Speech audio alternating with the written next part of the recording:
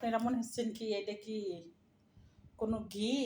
ঘি না, এটা হচ্ছে দুধ। একদম গ্রামের পিওর দুধ। দেখছেন জাল দিছি, উপরে দেন ঘি ভাজতাছি। মানে এরকম ঘির মতন হয়ে হইছে।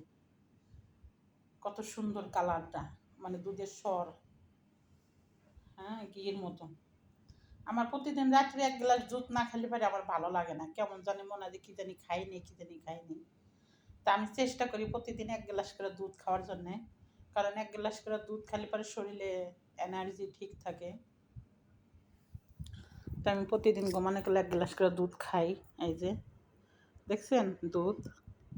মনে হলেন না আমি কিছু দিছি, কিন্তু না, সত্য কথা, খোদার কসম, এরকম ঘির মতন দেখছেন, দুধের ঘি ভাসতাছে এরকম।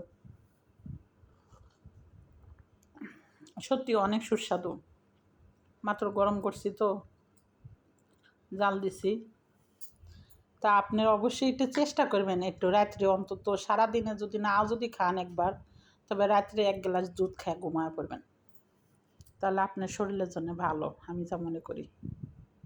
ক্লান্তি দূর করে।